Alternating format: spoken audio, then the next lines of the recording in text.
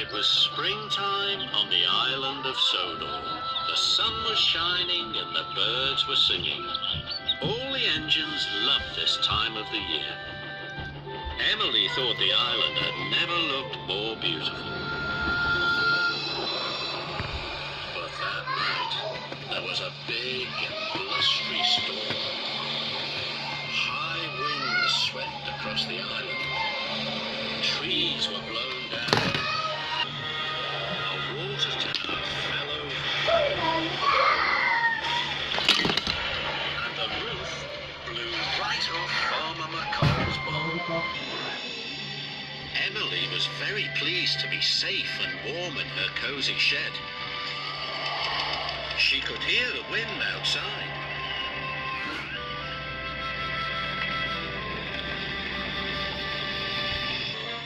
But the next morning, Emily could not believe her eyes.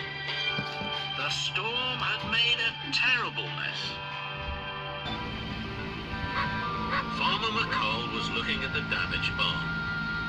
The baby calves will be cold at night. I must fix the roof right away. But Farmer McColl didn't have any timber for the roof. So he telephoned the Fat Controller. The Fat Controller came to see Emily. The storm blew the roof off Farmer McColl's barn, he said. You must take some timber so it can be fixed. Yes, sir, said Emily. Emily steamed over to the timber yards.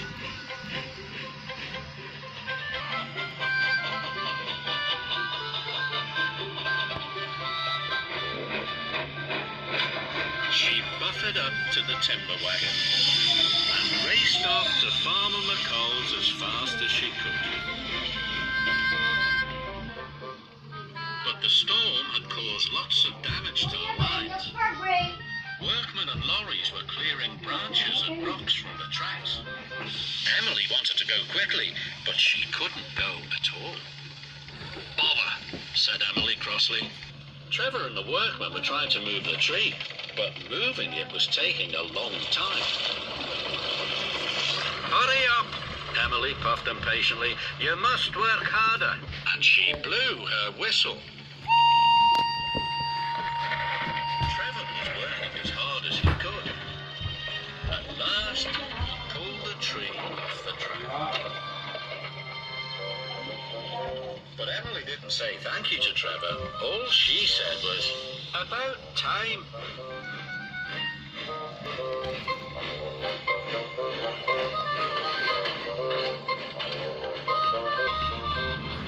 Every time she came across workmen clearing the track, she blew her whistle and wheezed steam. This made the workmen cross. But Emily thought it made them work harder. Then Emily came across a fallen water tower. It had crashed onto her line. Oh, no, she cried. Elizabeth was helping the workmen push the tower off the track. The tower was very heavy. Emily decided to boss Elizabeth too.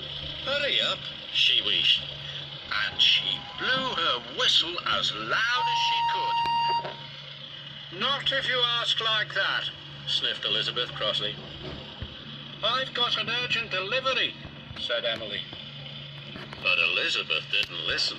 She simply went back to work.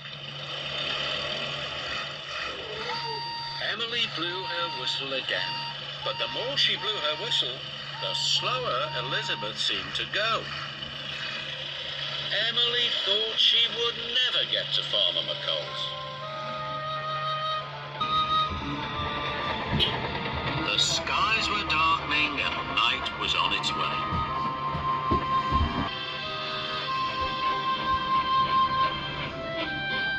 Thomas arrived bringing more supplies. Hello, Thomas tooted. Emily complained about Elizabeth. She won't do a thing I tell her. That's because you're a big bossy boiler, laughed Thomas. You should try asking nicely for a change. Emily didn't like being called a bossy boiler, and she didn't want to ask nicely. But it would be night time soon. and the baby calves still didn't have a roof over their heads. So Emily took a deep breath. "I'm sorry I was rude, but can you help me get this timber to Farmer McColl's? Please, it's to help the baby calves." Elizabeth smiled. "Why, certainly," she puffed. "I'll get your track cleared in no time." Emily was surprised. Thomas was right.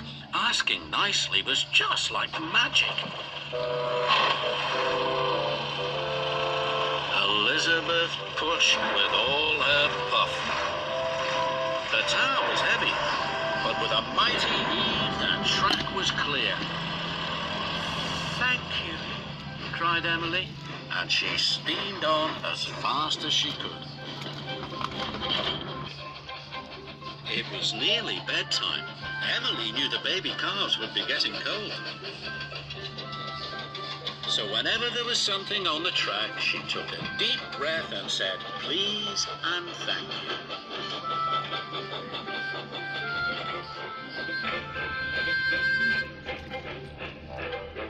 At last, Emily arrived at Farmer McColl's, and the timber was quickly unloaded.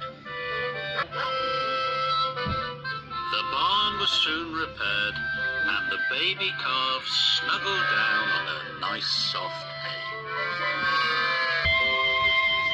"Thank you, Emily," said Farmer McColl. "The calves will be nice and warm now." Emily was pleased. She'd arrived on time. Asking nicely was all she'd had to do.